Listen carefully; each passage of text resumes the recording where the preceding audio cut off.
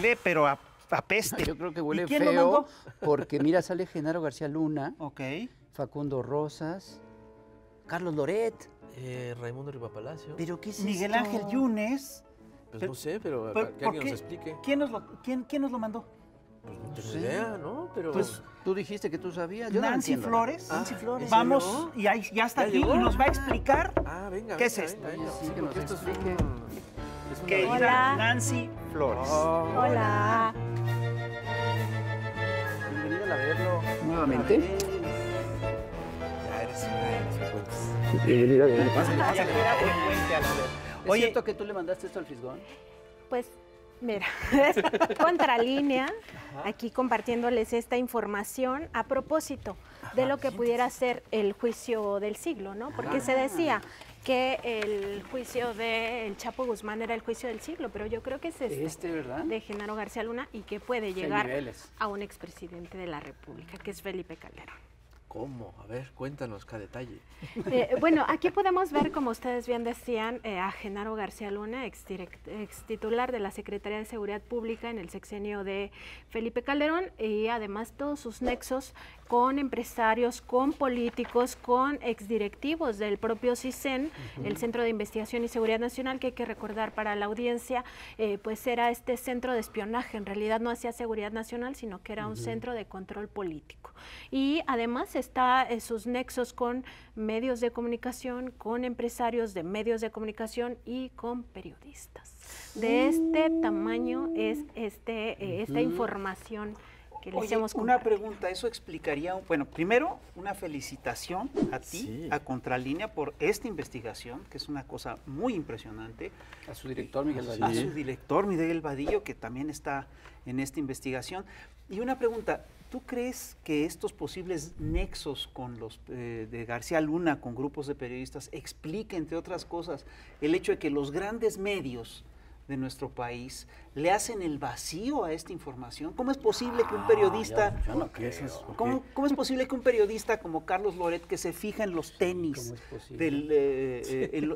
en cuánto pueden costar unos tenis, de repente se quede callado ante el juicio de García Luna? Esta es una explicación y también forma parte de las investigaciones de las autoridades. O sea, no solo se investigó en Estados Unidos a García Luna y sus nexos financieros, sino también en México. Y por supuesto que los nexos financieros nos llevan a medios de comunicación y a periodistas. Y por supuesto que esto puede ser una explicación de por qué en México no es o no le dan la relevancia que en realidad tiene este juicio de Genaro García Luna.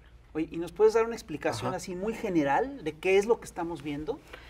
Pues estamos viendo aquí justo los nexos de Genaro García Luna. Por ejemplo, toda esta parte corresponde a políticos, también a medios de comunicación y hacia acá con otros titulares del CISEN, con otras empresas, pero también tenemos, por ejemplo, el caso de nomineras y de factureras. ¿Qué significa esto? Bueno, hay que recordar que en el sexenio del presidente López Obrador ha habido una cruzada para terminar con todos estos abusos financieros, ¿no?, de las nomineras y factureras. ¿Qué es una nominera?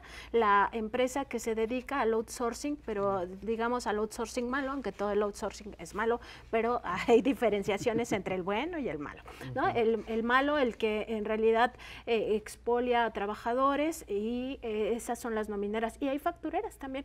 Y en este sentido, pues los nexos que vemos también de Genaro García Luna con Facundo Rosas, que pues hay que recordarlo, está actualmente encarcelado por también algunos temas que tuvo en su momento, y están las empresas factureras de operaciones simuladas. Todo esto va conectando con Genaro García Luna a través de esta empresa, que es muy importante en ambas investigaciones de México y de Estados Unidos, porque es la empresa con la que pues se habría dedicado a labores posteriores al sexenio de Felipe Calderón, y que lo conectan pues justo con, por ejemplo, el Heraldo, el Financiero Marketing, que es esta empresa del financiero Financiero.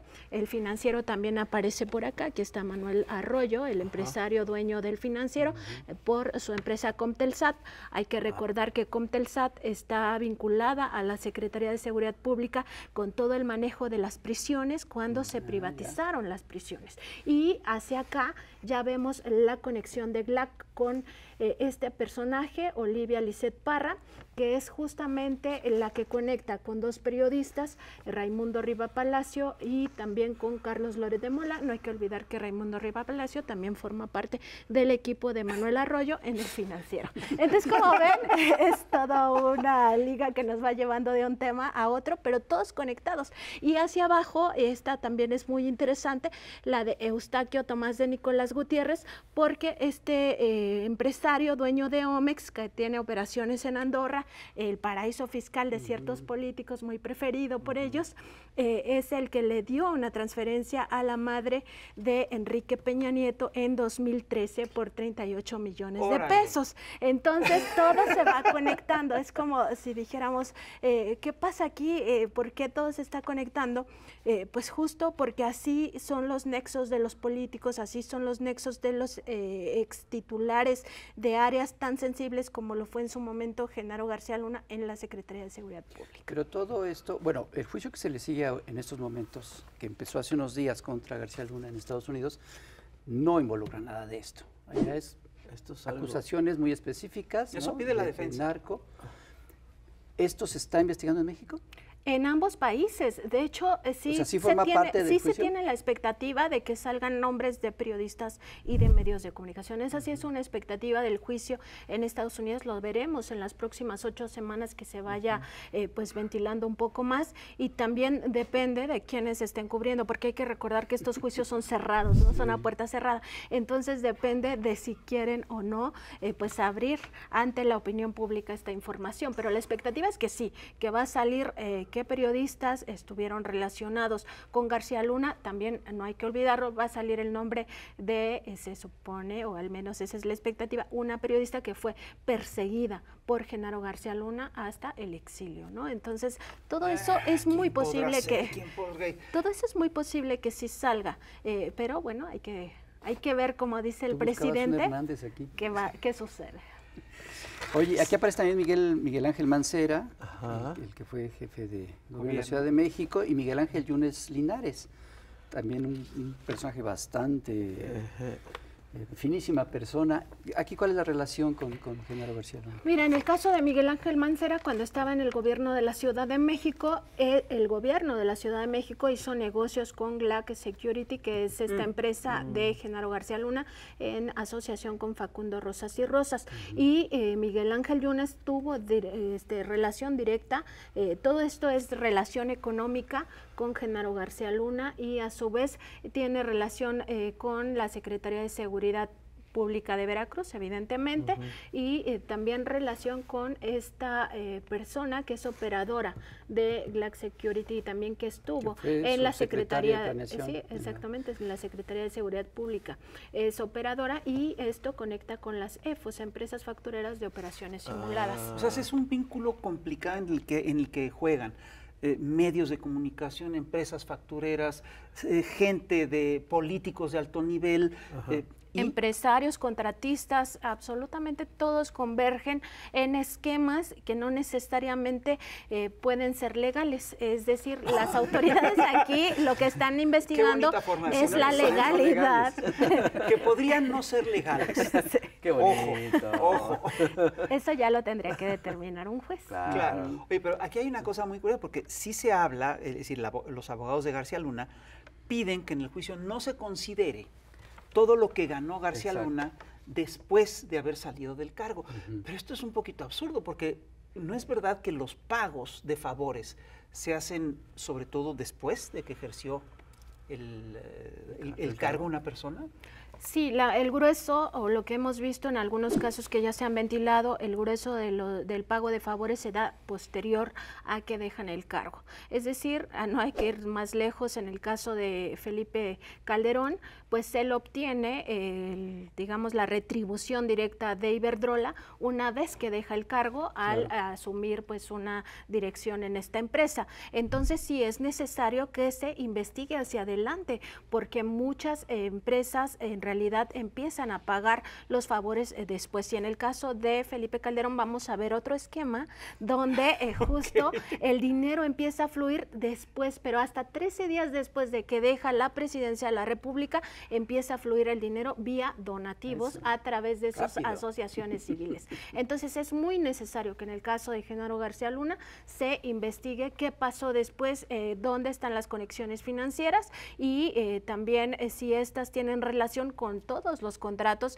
que asignó en su momento, por ejemplo, en la privatización de las cárceles. Claro. Sí, por ejemplo, aquí tienes fechas 2019 y 2020, es decir, ya en este sexenio. Así es, esta investigación es cercana a nosotros, digamos a la época actual, y por supuesto que aquí es donde empieza a conectar con algunas empresas que fueron contratistas del gobierno y también con medios de comunicación y con periodistas. Esto es otra estafa maestra, ¿no? O sea, por lo visto es un cochinero espantoso, como bien dices, esto apesta. Sí, pues es un escándalo. Es un escándalo. Y lo que es increíble es que se le hace el vacío. Exactamente. Solo aquí en el Averno nos enteramos de estas cosas. Sí, porque ya tienen varios días con explicando todo esto en Contralínea, en vivo. Sí, le hemos dado, digamos, espacio a esta explicación también para que la gente pues vaya conociendo de qué se trata este juicio, más allá de lo que nos empiecen a decir en torno a los siguientes días. Híjole, pues esto está que arde. Pero nos tenemos que ir a un corte comercial, no sin antes escuchar y ver al trovador transgénero. Ay, sí. No, así que no se lo pierda y ahorita regresamos. No se vaya.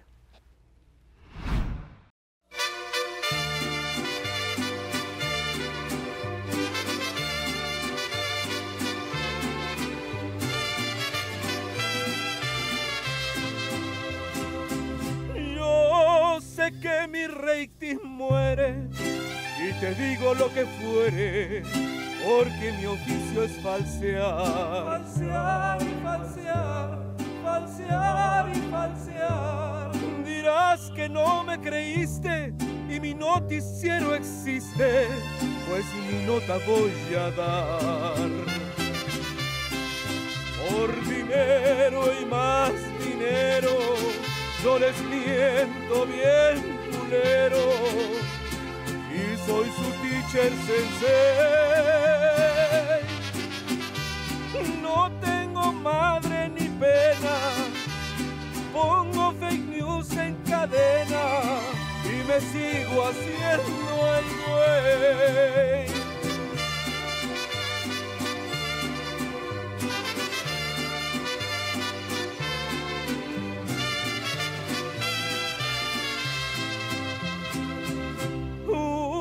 Biden muy convencido nos dijo que su destino era llegar al hangar. Tragar y tragar, tragar y tragar. Después se hizo un arreglo y al AIFA llegaría primero y me la tuve que tragar. Por dinero y más dinero, yo les miento bien culero y soy su teacher sensei. No tengo madre ni pena, pongo fake news en cadena y me sigo haciendo el güey.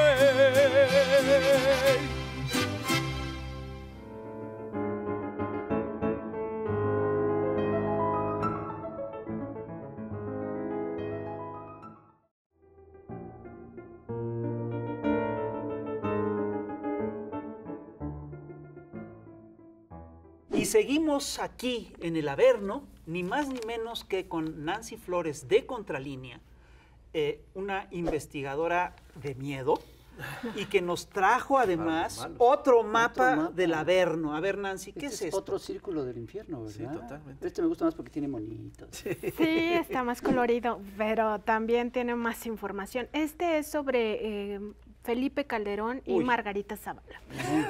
Sí.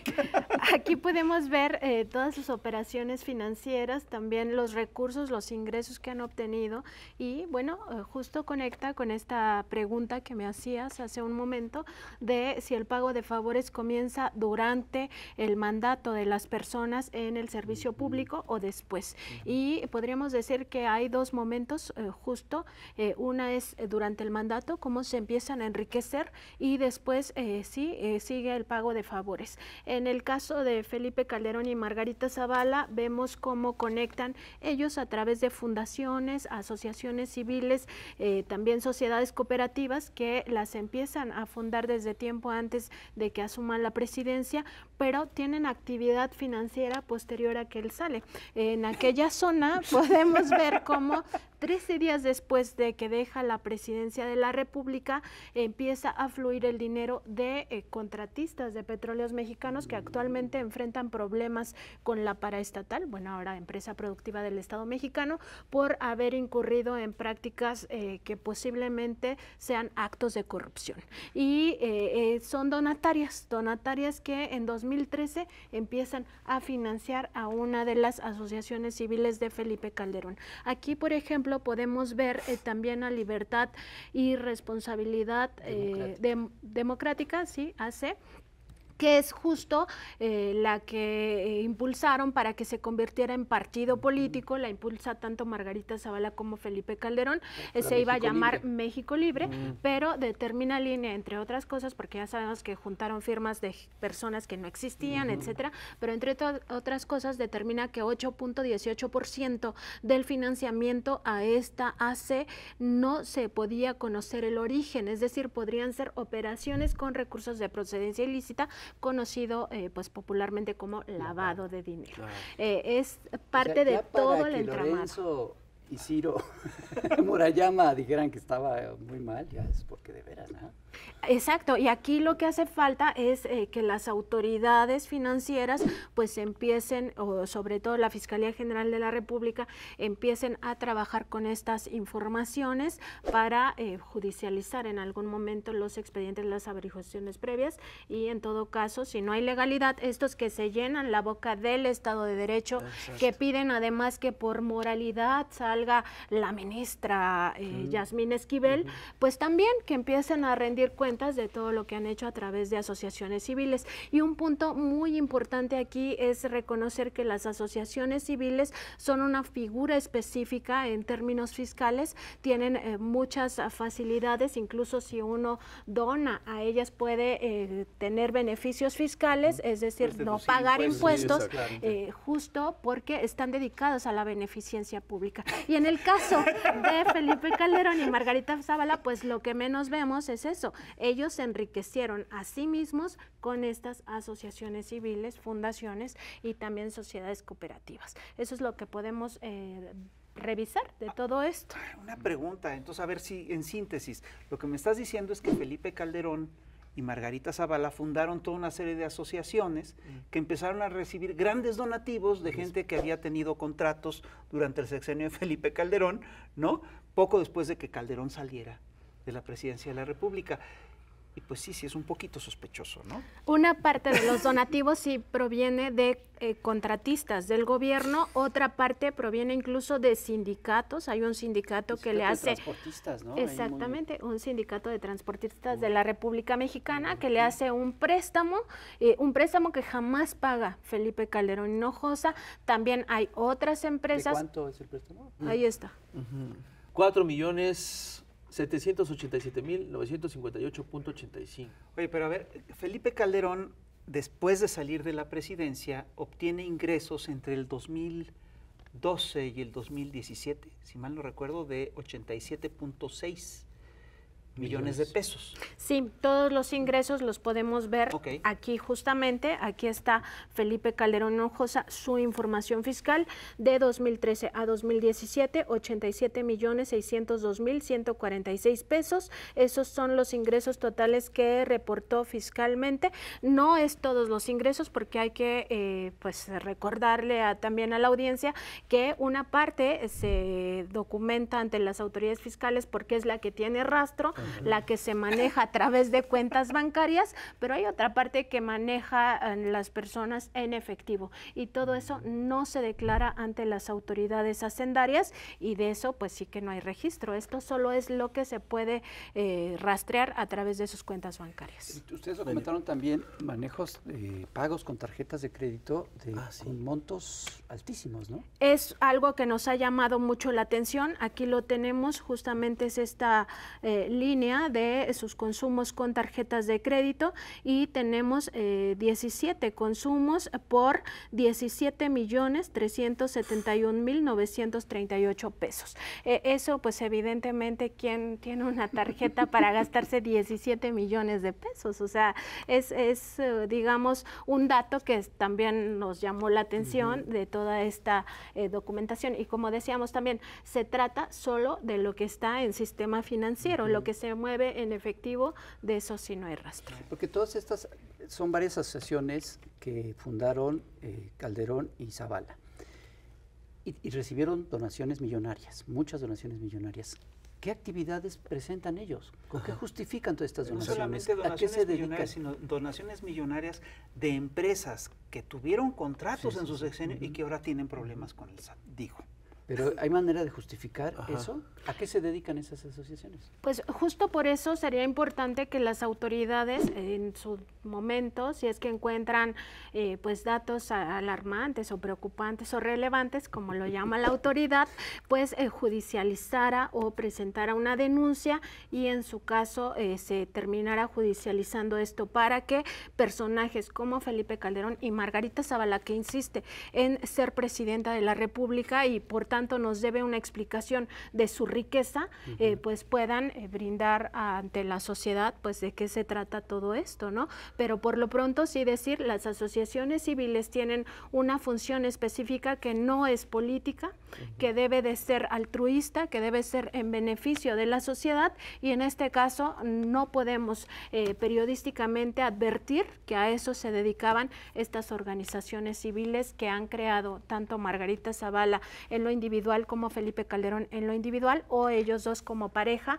y pues de las cuales tenemos estos datos duros que nos demuestran han sido utilizadas políticamente. Una pregunta te tengo que hacer. ¿Por qué esto no es un escándalo mayor? Pues yo creo que eso se lo tendríamos que preguntar a otros periodistas, a otros medios de comunicación. Me parece que si tenemos a un expresidente de la República que le hizo tanto daño al país, que tuvo como mano derecha a Genaro García Luna, que ahora lo vemos en este juicio por sus nexos o presuntos nexos con el cártel de Sinaloa, que además bañó de sangre a México, que causó tanta desgracia, no solo con vidas que pues lamentablemente se perdieron en sus sexenio, y a partir de porque la ola de violencia pues nos quedó, y a la fecha podemos ver lo difícil que es buscar un camino de paz.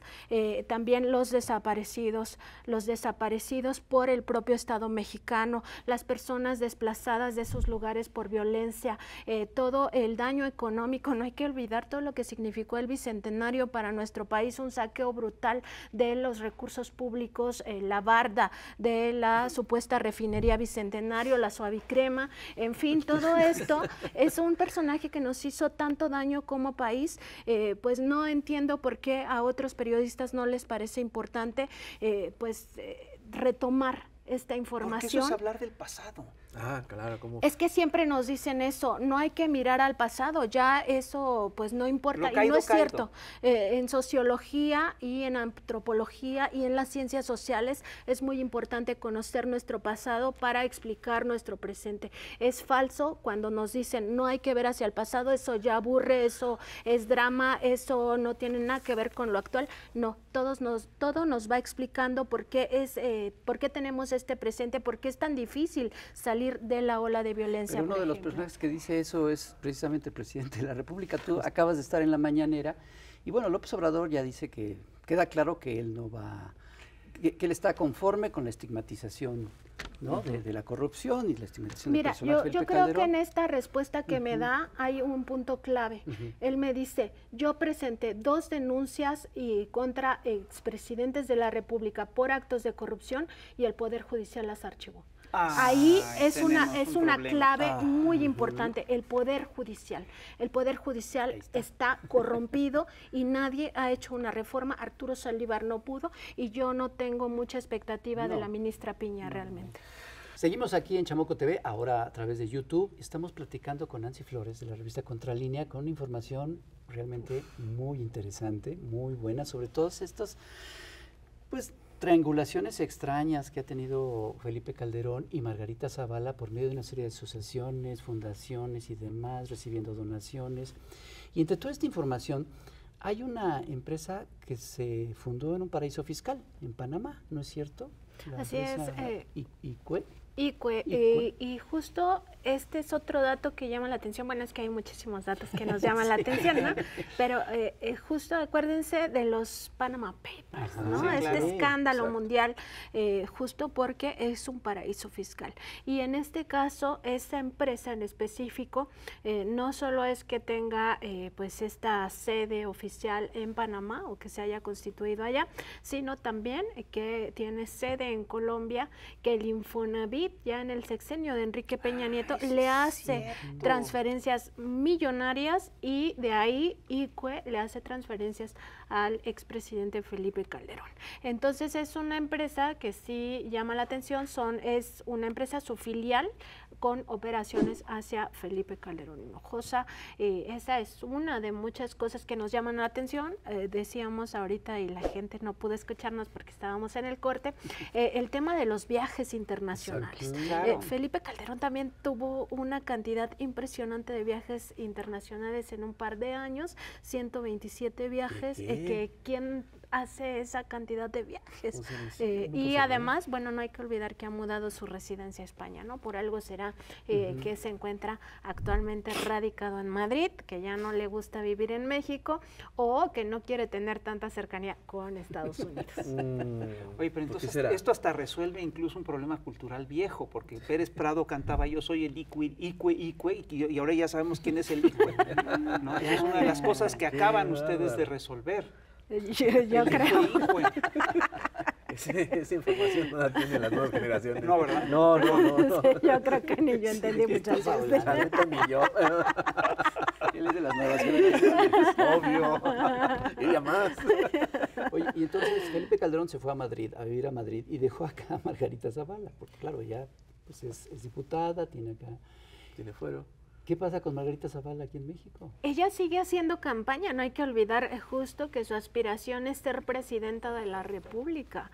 Entonces, por eso es tan importante conocer esta información de quienes aspiran a este cargo público, porque pues no podemos permitir que llegue alguien más con un perfil de saqueo, como lo tuvo en su momento Felipe Calderón. Es que así fue, o sea, es un perfil de total saqueo hacia nuestro patrimonio, no solo los bienes de la nación, sino otras formas de saqueo, y también pues recordar que en este esquema financiero que hemos presentado el día de hoy, que forma parte de investigaciones tanto de México como de Estados Unidos, pues ella tiene una participación importante en estas asociaciones civiles, fundaciones y sociedades cooperativas, que acaban financiando su carrera política, sus aspiraciones políticas, y muy importante que el INE dijo 8.18%, no se pudo saber de dónde venía el recurso para patrocinar la asociación civil que iba a convertirse en México Libre, su partido político que se frustró finalmente,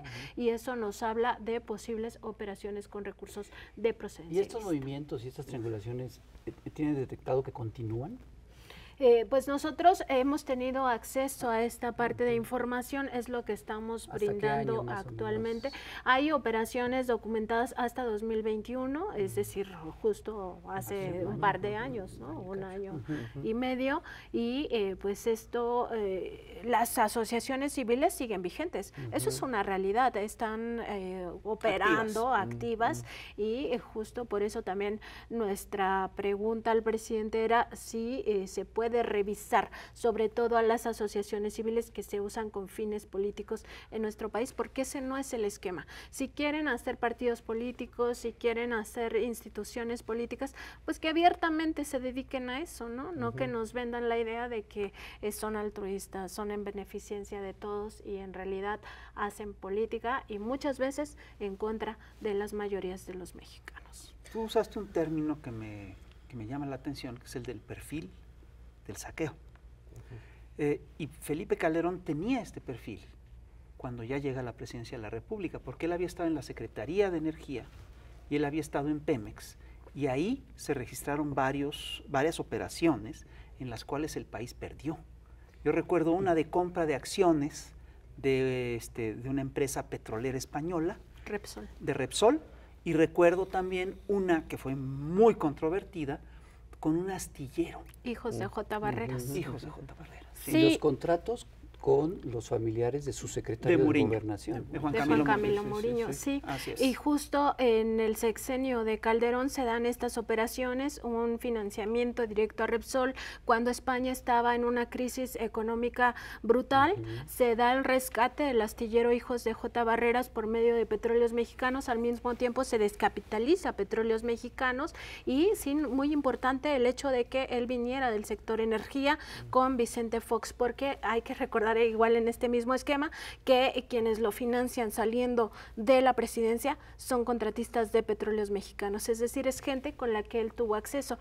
Y el tema de Repsol, la compra de acciones y también el tema del astillero Hijo de J. Barreras nos lleva a otro esquema, que también es muy importante, igual y un día me invitan, pero es el de las empresas privadas de Petróleos Mexicanos en paraísos fiscales. Petróleos Mexicanos se dedicó desde el gobierno de Miguel de la Madrid, luego muy profundamente en el de Carlos Salinas de Gortari, Ernesto Zedillo, Vicente Fox, Felipe Calderón, incluso Peña Nieto, a constituir empresas en paraísos fiscales. Llegó a tener más de 61 empresas, 100% de su propiedad, que no rendían cuentas a nadie porque estaban radicadas también en México, pero sobre todo en otros estados, en otros países, incluidos paraísos fiscales. Estaba Irlanda, Islas Caimán, las Bahamas, Bermudas, luego mudaron su residencia a Madrid, que también es y a través de estas empresas de papel que no tenían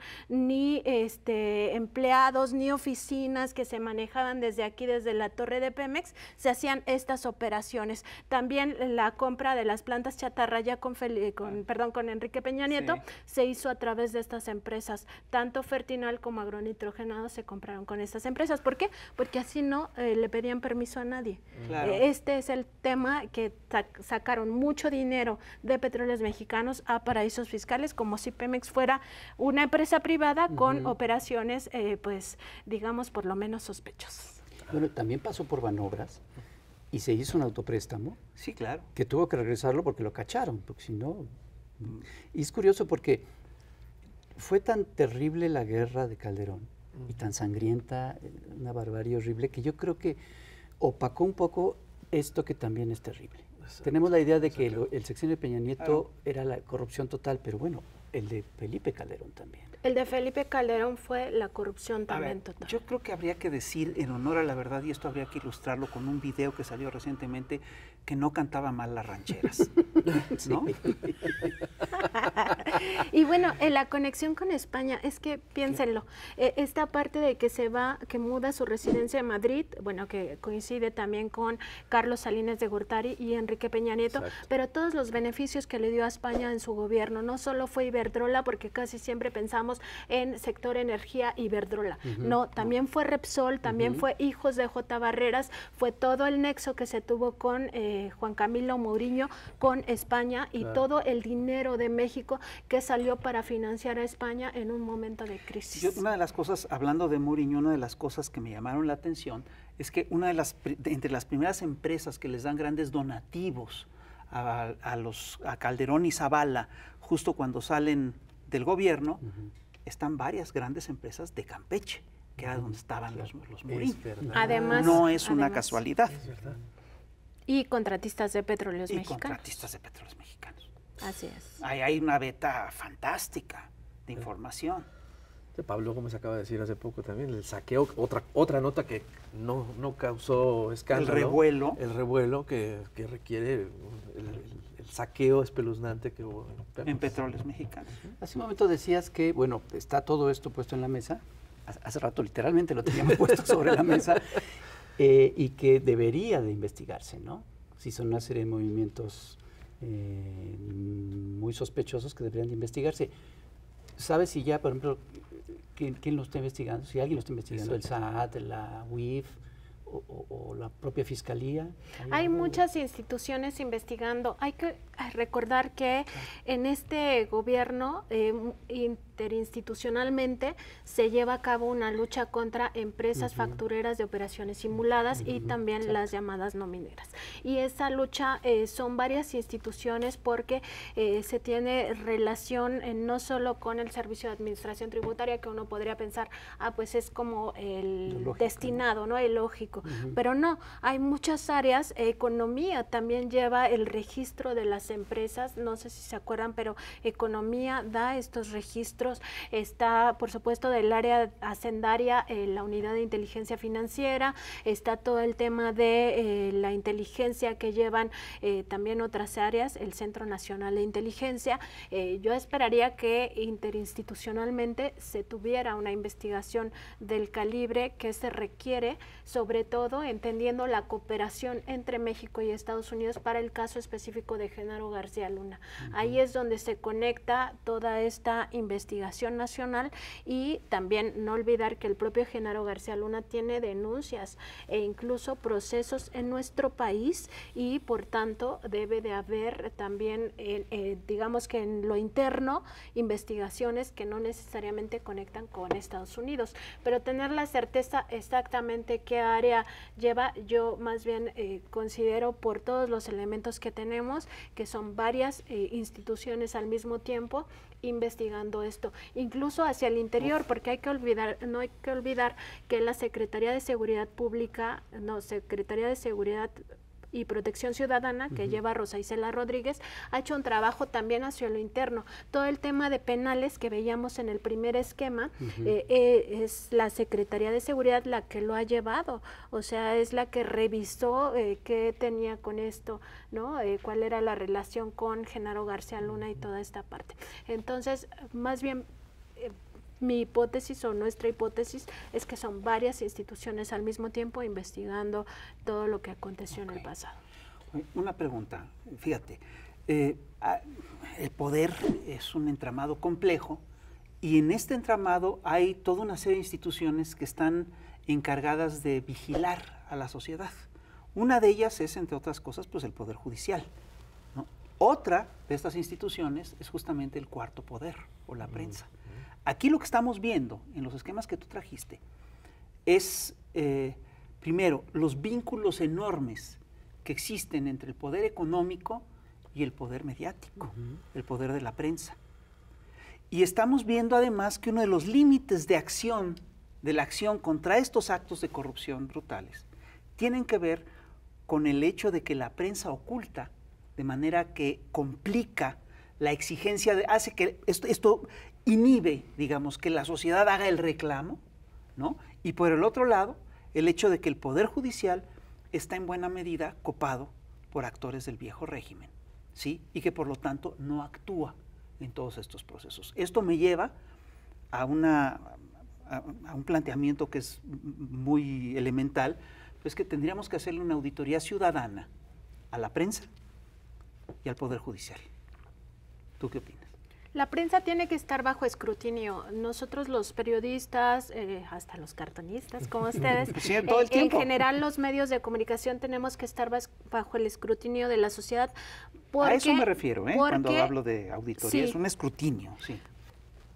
Por un simple hecho, nosotros trabajamos con el derecho humano a la información de todas y todos. No es patrimonial de nosotros, ni de los grandes medios de comunicación. Es algo que tenemos todas y todos y no podemos estar impunemente tergiversando la realidad como se ha hecho, ¿no? Ya hasta hay conceptos como la posverdad, de cómo se tergiversa lo real, o sea, sí se toman elementos de la realidad para mentirle a la gente ya abiertamente generando noticias falsas. ¿Por qué? Porque la sociedad merece saber y el derecho a la información no solo se refiere al ámbito gubernamental. Las empresas, toda la iniciativa privada o el sector que está fuera del sector público, de todo el sector privado, también debe de estar bajo el ojo de la sociedad. Ahí se incluyen los medios de comunicación. ¿Por qué? Porque también dañan a las mayorías. Es decir, cuando una empresa contamina el agua de un lugar, la gente tiene derecho a saberlo. La gente tiene derecho a saber que están talando los bosques, que están, cualquier situación que nos dañe en nuestro ámbito. Si nos están vendiendo maíz transgénico, tenemos derecho a saber qué daño nos va a hacer, si nos va a dar cáncer, etcétera. Entonces, la iniciativa privada también debe de estar bajo el escrutinio público. Y en el caso específico de los medios de comunicación, es porque trabajamos con el derecho humano a saber. Y ahí, no hay discusión. O sea, tenemos una responsabilidad social muy clara y por tanto sí debemos ser sujetos de fiscalización por parte de la sociedad. Hay ahorita mencionaba el Fisgón, ¿no? El poder mediático, el poder judicial y el poder corruptor que los... Que ojo, fíjate, son poderes que actúan, su principal fuerza tendría que ser la ética. Y el hecho de que nosotros les atribuyamos la autoridad que tienen deriva del hecho de que consideramos que son gentes que actúan con rectitud. Y resulta que no están actuando con rectitud. Y eso ha provocado un desprestigio muy fuerte, sobre todo de los medios hegemónicos, ¿no? Así es. Contralínea, la revista en la que tú estás trabajando ya desde hace tiempo, yo creo que ahorita está haciendo una labor de periodismo de investigación bien importante.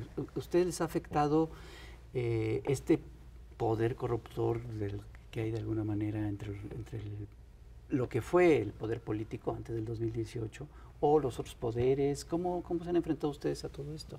Sí, o sea, en el sentido de que también hay que recordar que el sexenio de Felipe Calderón fue terrible para la prensa crítica. Y aquí, específicamente en el caso... Contralínea, ¿cuántos años tiene? Ya tiene un rato. Sí, ya vamos a cumplir 21 años este año en abril. Sí. Justo en el sexenio de Calderón, los contratistas de petróleos mexicanos, donde la influencia de Calderón era muy importante y tan importante que acabaron financiándolo al final de su sexenio, ellos nos demandaron. Enfrentamos más de 20 demandas, además en lugares donde no teníamos residencia, ¿no? De repente nos aparecía una en Mazatlán, otra en Guadalajara, otra en Oaxaca, y sin notificarnos fallaron en nuestra contra.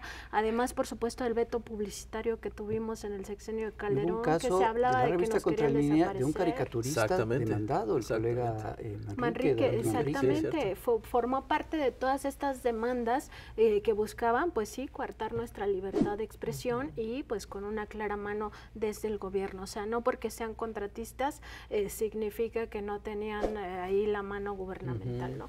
Entonces sí, hemos pasado por todo esto, pero nuestro compromiso sigue con la gente. O sea, nosotros vamos a seguir haciendo periodismo hasta donde tope, o sea, este es nuestro compromiso, y además investigando cosas así, ¿no? Que verdaderamente todos debíamos de estar enterados de ello. Y sobre el poder corruptor del que hablabas, pues sí dejar claro que las empresas también tienen una responsabilidad ética con la sociedad, ¿no? Y siempre se habla, la responsabilidad social de tal o cual empresa. Es un mito, o sea, todo lo que podemos ver, no solo en México, sino en el mundo, es la expoliación de los recursos, la expoliación de las personas al, tener toda esta capacidad de conseguir muchos recursos a costa de las mayorías, ¿no? Lo que hacen las empresas mineras pues es terrible, en fin, hay ejemplos muchísimos de cómo es falso ese discurso de que tienen responsabilidad social, y mucha de la prensa económica pues avalando todo esto, ¿no? Entonces, ¿dónde está el papel de la prensa? Por eso es tan importante que la gente tenga claridad de que sí podemos exigir a los periodistas, sí podemos exigir a los medios de comunicación, porque es el derecho de todas y todos. Prensa económica. Exactamente. Oye, Nancy, ahora viene la pregunta del millón, o de los millones, miles de millones. ¿Cómo lograron este trabajo de investigación? ¿Cómo se trabajó? ¿Cuánta gente? Hay que decirlo, yo creo que es una investigación monumental. Monumental. Es una investigación monumental. ¿Cuánto les llevó? Aquí le queda el adjetivo con precisión. Sí, lleva bastante tiempo. De hecho, el periodismo de investigación siempre es un periodismo que se toma bastante tiempo. Eso no quiere decir que no estemos trabajando, ¿no? O que no estemos presentando otras investigaciones, sino que lo llevamos, digamos, por etapas, ¿no? Y esta investigación la traemos desde hace un año y apenas, digamos, también es una decisión editorial sacarla en el contexto del juicio a Genaro García Luna, pero también porque mucha de esta información se tiene que cruzar con varias fuentes. Y bueno, nada más para aquí decir qué es el periodismo de investigación, porque hay quienes descalifican este término, pero también hay quienes desconocen de qué se trata. Y cualquiera puede decir que hace periodismo de investigación y no. O sea, incluso nosotros, muchas de nuestras revelaciones no alcanzan este nivel de periodismo de investigación. Hay 3 características y las voy a decir muy rápido.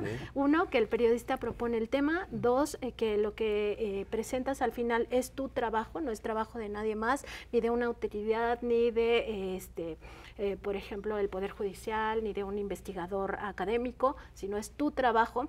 Y la tercera es que alguien en una posición de poder busca ocultar esa información. Esas son las 3 características. Cuando una de ellas falla, te quedas un escalón abajo, que es el buen periodismo. Y lo que vemos en la mayoría de los medios es lo que se conoce teóricamente como periodismo rutinario, que no está mal, ninguno de los 3 es malo. Notas, lo que pasa es que el periodismo de investigación ya es el top. Oye, porque hay gente que presenta investigaciones, las disfraza de periodismo de investigación, pero no son otra cosa más que filtraciones. Exacto. Filtraciones de ciertos sectores del poder que tienen un objetivo muy claro de golpear a alguien, objetivos políticos, ¿no?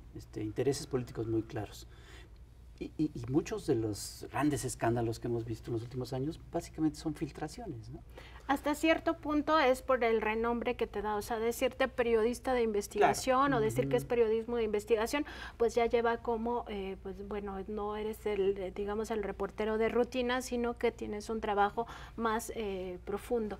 Sin embargo, yo no descalifico las filtraciones. A las filtraciones hay que trabajarlas, hay que retirarle digamos, el interés que tiene la fuente de información.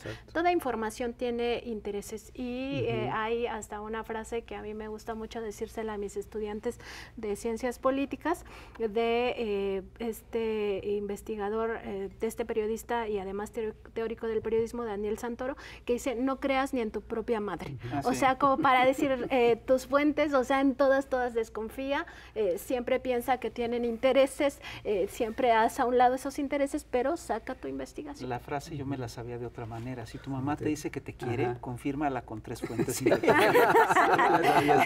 Sí, pero ¿sabes por qué no es tan válida a estas alturas? Porque 3 fuentes a veces no son suficientes, a veces necesitas 10, 15, 20 fuentes. Sí, claro. Bueno, si tu mamá te dice que te quiere, yo creo que con 3 pueden bastar.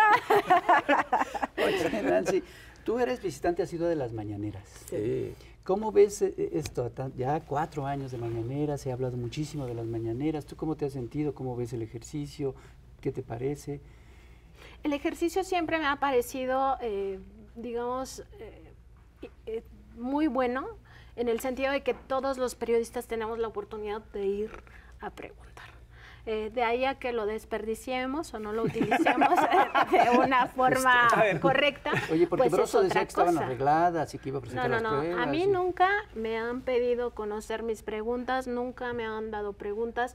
Yo voy y pregunto lo que es de interés de la revista Contralínea, igual todos mis compañeros, porque, digamos, hay un exceso de libertad de expresión.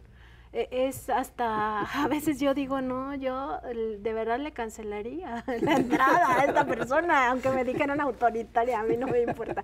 Pero el presidente tiene un exceso de libertad de expresión y pues permite ahí cualquier cantidad de cosas que han sucedido y que todas las hemos visto y que están ahí en YouTube. Pues es preferible. Sí, es preferible, y también la cosa es que a los medios de comunicación pues este ejercicio no lo han visto bien y no han aprovechado espacio de diálogo con el presidente. Pero creo que es cuando lo han usado los grandes medios es para ir a lucirse Jorge Ramos y esta gente, ¿no? Yo creo que no es que no vean bien el ejercicio, es que es un ejercicio de información que les quiebra su agenda, que los descarrila y que les ha quitado la hegemonía de la narrativa. Contenido. Les ha quitado el monopolio de la narrativa. Exactamente. Y el monopolio de la construcción de sentido común. Y ha anulado el golpeteo político. Pues lo ha bajado de manera, lo ha hecho ineficaz. No está anulado porque ahí está. Bueno, sí. El golpeteo político está más feroz que nunca, pero sí le ha bajado efectividad. Pues sí. Eso sí. Y va a estar más feroz, o sea, ya en estos 2 años que le quedan al presidente, el uso de medios de comunicación para posicionar plataformas políticas va a estar peor que antes. Y ya vimos que no tienen ni siquiera pues un poco de autoestima o incluso no sé si llamarlo autoestima, sino más bien que no les importa el riesgo que corre su imagen de estos medios de comunicación. O sea, lo que les importa es mentir descaradamente, ya tratando de vernos la cara y pues sí, no lo acaban de lograr, pero ahí están mintiendo. Mira, Nancy, tú eres una periodista de a de veras, como no había yo visto en muchos años. Así es. Es decir, hemos visto, en La Jornada tenemos muy buenos periodistas, etcétera, pero eres una periodista de veras muy buena, muy eficaz, muy profesional. ¿Qué opinas de lo que está pasando con los medios? ¿Por qué se da esta cosa, esto que estás describiendo, de que de repente los medios se atreven a mentir de manera descarada y no les preocupa el riesgo que puedan correr en términos de credibilidad? Es decir, están arriesgando la credibilidad todo el tiempo. ¿Será que todavía es buen negocio para ellos mentir a ese nivel a costa de su credibilidad? Es que ha sido una constante.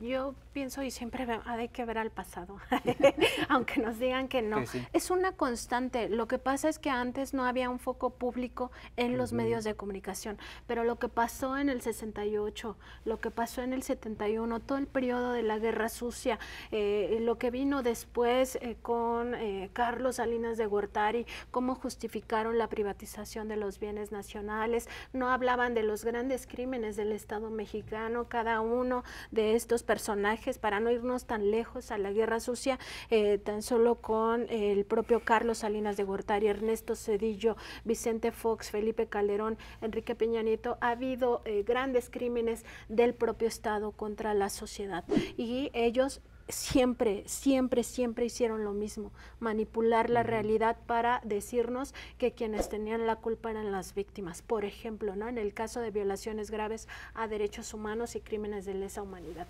Lo hicieron en su momento con Felipe Calderón, lo hicieron hacia atrás con Vicente Fox, lo hicieron con el propio Zedillo. A Zedillo no lo tocan ni en los programas de broma, de crítica, ¿no? De chiste.